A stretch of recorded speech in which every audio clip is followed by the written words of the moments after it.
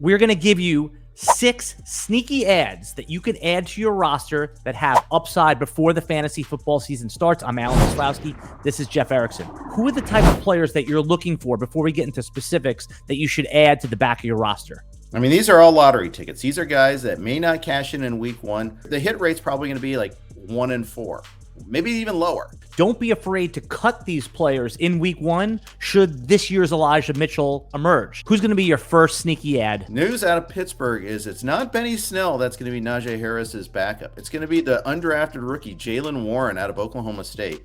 This is a guy who is not totally fast. 4.55, I think, was his combine time.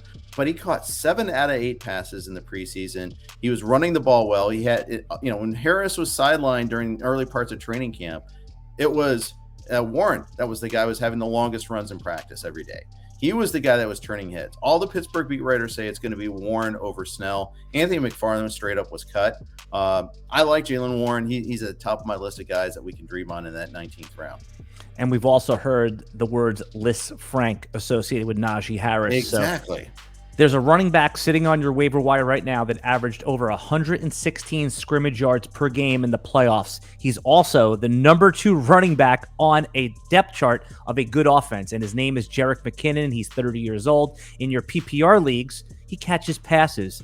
We also know that Jerick McKinnon, he has durability problems, but nobody likes Clyde Edwards-Helaire. In fact, when somebody takes him in the 5th and 6th round of your home draft, most of us snicker. So if you don't like Clyde Edwards-Helaire, if you haven't bought into the Isaiah Pacheco hype completely, understand that Jerick McKinnon has a day 1 role. And if you're running backs, if you took Breece Hall in the 4th round, but you're not confident in his week 1 role, Jerick McKinnon's not only a player you should roster, he might have viability as a starter in week 1.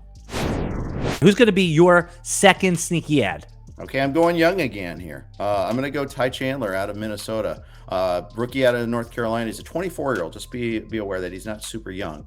He played 5 years in college for Tennessee and then transferred over to Carolina. Had a big year last year after Mike Carter was gone. So it was a chance where Chandler was able to step up. There is a reason why the Vikings were floating Alexander Madison's name in the trade market before cutdown day. They're hoping to find someone that was panicking, willing to buy, and maybe even make Madison a feature back like he so desperately wants to be. Chandler can play. 4.38 combine time. This guy can fly. He was a little banged up in training camp, but yet still was able to play all 3 preseason games. 7.5 yards per carry in the preseason. He can catch passes too. He's not the top backup right now. This is a draft and stash sort of guy. You may not be able to keep him long term. It's the only negative about that is he's 3rd string at best on the depth chart right now. My next sneaky ad is Jeff Wilson on the San Francisco 49ers. It's possibly could have been drafted in your 16-team draft, but I doubt it. He's probably on your waiver wire right now.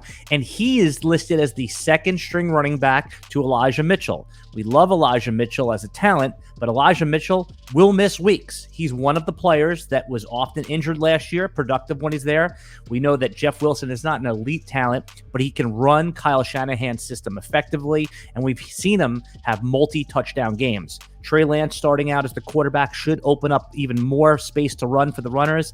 Jeff Wilson, not a sexy name. He should be on the end of your fantasy football roster. One other note, Trey Sermon got cut after, he's having a great camp sort of comments. That was pretty funny subterfuge there. The reason they cut him is the rookie Jordan Mason out of Georgia Tech. He's the guy, but I think that's also in part because Mason can play special teams and Sermon cannot. All right, who's going to be your last sneaky ad? I'm not proud of this one here. Mike Davis probably will be a week 1 starter for the Baltimore Ravens. J.K. Dobbins was spotted limping last week, and then irate that someone reported on it. Davis could be a starter in week 1. This is a break glass in case of emergency. Like, you had some guys that just didn't pan out in your draft. You need anyone to play this week. So Davis is going to get a lot of playing time. He may be sharing with Dobbins. He may be the lead guy. My last sneaky ad, Jeff, is Eno Benjamin, the backup running back on the Arizona Cardinals. James Conner, he could end up being a 25-touch player early on, but Eno Benjamin is the likely candidate to assume the Chase Edmonds role from last year. Eno Benjamin is not only a single injury away player should Conner suffer an injury, but he also could have an immediate role. I see him on waiver wires across in deep leagues. I've started adding him even in half PPR where it has a little less value. But I like him as a late add too.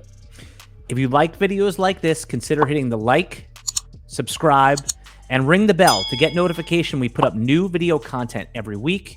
And to hear Jeff Erickson on SiriusXM live every day, Monday through Thursday, you can on channel 87, the Fantasy Sports Channel, at 8 p.m. Eastern Time.